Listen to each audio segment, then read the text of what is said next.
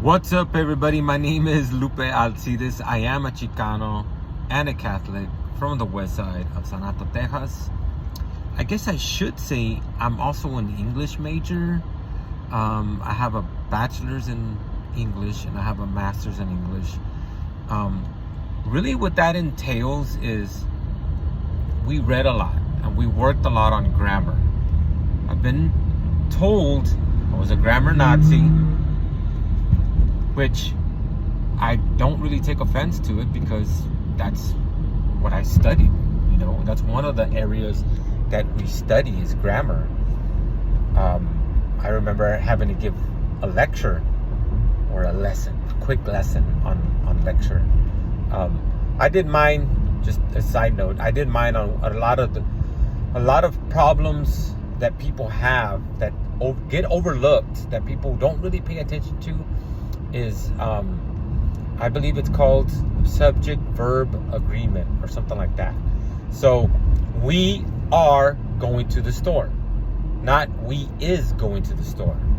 I am Chicano, not I are Chicano. So it's gotta match up, right? And a lot of people don't really pay attention to it. When you look at grammar and you look at the way people write, it's a reflection upon how they speak, right? You don't talk, you speak.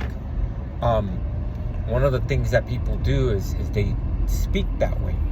And no offense, but it makes you sound not well educated. Let's not say uneducated, because let's be honest. Everybody has some kind of education, whether it's formal, whether it's informal, or extensive or not. Everybody has some form of education. We'll just say not well educated in that area.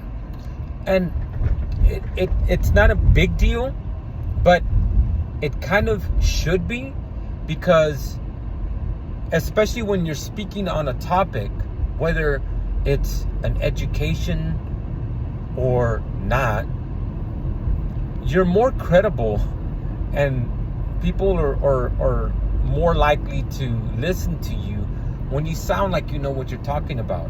When you just sound like you're just speaking a bunch of gibberish and you're just like not making any sense, then it makes you sound less credible and people aren't really going to want to pay attention to you, right? I'm not going to give examples. I'm just going to say that's the way it is. Or that's my opinion, right? Especially when you're trying to speak on social media, you make a post, you make a comment, and your grammar's shot, your spelling is shot, which I commented to somebody, I don't understand, because there's spell check on your phone, right? I have an iPhone, but I'm pretty sure the non-iPhones have grammar check too. So I don't understand how you're able to post stuff with so many misspelled words, right? And the tricky thing about spell check is if you spell the word though, right? If you spelled though and you meant another way it's spelled, it's gonna accept it, right? If you were speaking and you said, "What hour do you mean?" There's O-U-R and H-O-U-R. They're both hour, right? So the phone's not gonna know what you're saying. It's gonna just spell it out. But you still have the ability to spell check. Oh, I didn't mean that hour. I meant this hour, right? Stuff like that. It's not a big deal, but it also doesn't hurt you to spell check your stuff, especially if you're putting it out there for the whole world to see. It doesn't hurt you to grammar check your stuff, especially if you're putting it out there for the whole world to see, right? So that's just a little bit about grammar and spelling and stuff like that. So Another thing is that you should really learn what a word means before you start saying stuff like, hey, I think you should discern yourself. If you don't know what discern means, don't use it, and you're using it in the wrong context or the wrong way, and it goes back to making you sound like you don't know what you're talking about. The reason I made all this long explanation is because I made a comment to somebody because